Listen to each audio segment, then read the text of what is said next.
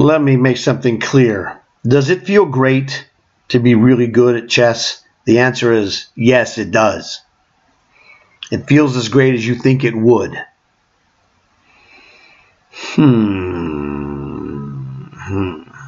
What do we do here? What's he try to do to me? Well, king takes free rook. That's a good one. This is a threat as well. Not too much. It's not really checkmating or what have you. I don't think he's going to win anything from it. So the obvious moves: rook g6 check, rook h7 check. Those are the obvious moves. Sometimes you play a move that's not obvious, like maybe knight f5 check. However, you would just play rook takes knight, and if you recapture it, he'll take your rook. So knight f5 check is a blunder. It's guarding the rook, but it's a one-stop, boom, done. Removal of defender technique. This one's a little more difficult. Check, and now what happens? The only way he can save his bishop. The only way he can save his bishop is play king f6, but then he cuts the connection between his rooks. So check. If he goes king to g8, rook takes free bishop. Not a lot, but you're winning. Okay. Rook h7 check, king f6 double question mark, king takes free rook. Now he could go king to e5 check. We would just go king to e3.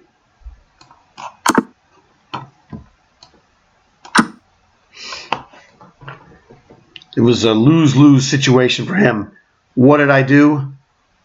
We looked at the calculations of what was possible, forcing moves, etc.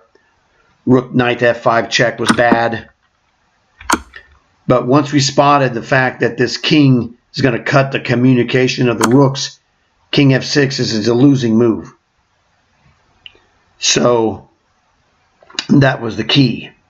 We're going to eat this bishop for sure. I don't know. It doesn't really matter. We're winning. We win either way. But we looked at the options, then used visualization to process it before we touch the piece. That's the secret of good chess. The more you can visualize in your head without touching a piece, the more powerful you are going to be as a player. And everyone can learn chess visualization. You just got to have to want to do it. But when you see how devastating it can be, well, it speaks for itself. Check. The problem he has, it looks like he's got defense. He can, interpose here. Queen f7 check. Well, the reality of this position is that it looks visually like he can defend everything, but the problem is he can't, because the pieces get in the way. If he plays bishop to e7, then we hit him with rook to d1 check, and we're going to end up taking this rook, potentially. Okay? Check. Rook goes back. Bishop takes rook. Bishop takes bishop. Again, with the rook d1 check. This bishop moves rook to d1 check is a monster. Now, he is pinning my f2 rook, but you gotta notice these things. It's not a big deal, but you need to be aware of it just in case. So clearly, queen f7 is the move, and everything he does loses. Like that. I told you bishop takes rook, and when he takes it back, I'm still going to play rook d1 check.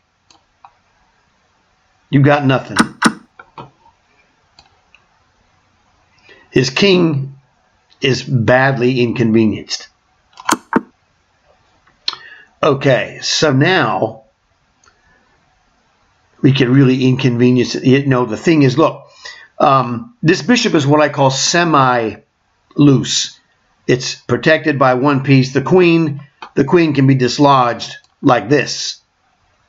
And that leaves only one square. There's two squares where the queen can guard the bishop. c5 and b4. Rook d5.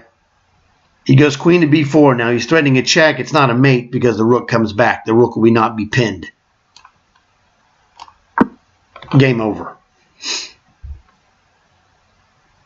So this is a combination of calculation, visualization, and positional evaluation. Once we evaluate that the queen is the only piece guarding the bishop, we're going to dislodge it. And we know it gives us a better idea that rook d5 is a crushing move. We looked at the fact that he could play queen b4, threatens not a checkmate because rook goes back, and it's completely defended. Queen e3, king in the corner. He's got nothing. This bishop is pinned. It's not going anywhere. It's dog meat. Okay. Well. We have... Oh, this is nasty. What's he trying to do to me? Really nothing. We are in the driver's seat, as my father would say. This king is under attack, and we're going to harass him. Now, we have a couple of moves to choose from. Rook takes pawn check. Queen to f7 check. Queen to f7 check is not that great. He's got king takes h4. And then if you play queen takes check, he's got king takes g5. He's surviving. It's not really good, but it looks like he's surviving. So it's like, queen f7 check, king h4, queen takes pawn check, king takes g5. Rook to g7 is not a checkmate, but it's close. Rook to g7, the only move he'd have legally is king to f4. He's threatening to take this f3 pawn. It's really a pain in the butt. We're losing the ability to contain this king. So I don't think queen f7 is the right move. I think rook checks is better because it guards the natural square. Now this is what I call the brute force technique. And one of the goals of the brute force technique is that if he can run away, you'll find where he goes, and that's to h4. So we identified his number one defensive move, king takes h4. So let's take it from him if we can with rook takes h7.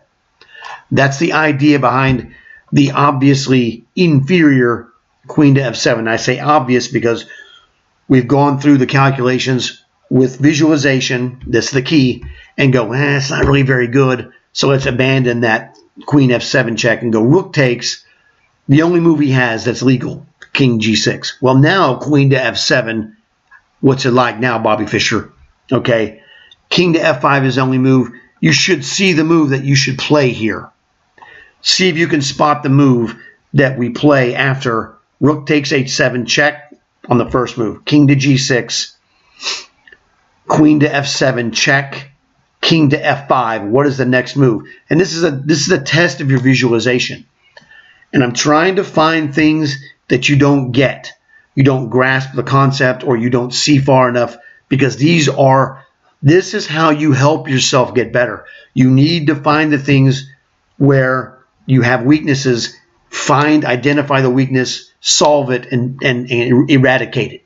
Okay? So take a couple of minutes, whatever. Pause the video. I'll be back in 3, 2, 1. Here's the correct answer. Let's play the moves. You'll see it as soon as I play the moves. I almost guarantee it. I can't 100% guarantee it, but it's so close it's not even funny. You should see the move that you play now because it should be fairly obvious. I'm hoping you said, of course, I saw queen takes f6 check. Now, I just asked you to see it. We haven't calculated. The difference is, don't play eyeball chess. Chess eye can make mistakes. Let's look at it. Ironically, with the chess eye, okay? There's no way around that. This is what I call a sword checkmate. And this is why I say know your checkmates. You've never heard of the sword checkmate because I invented it. Now, I didn't invent the position. I just invented the name and put it on it because the sword checkmate is a super easy checkmate to remember. Sword checkmate.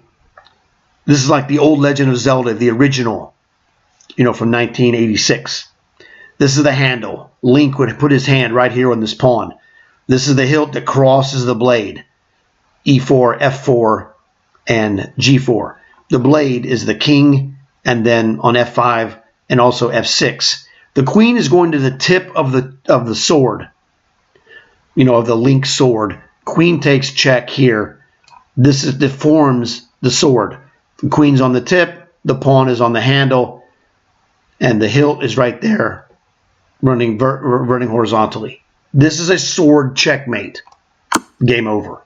Now, you saw most likely like this, queen takes f6 check is the right move. Using visualization, we confirmed that is the correct move. And it should make you feel pretty awesome.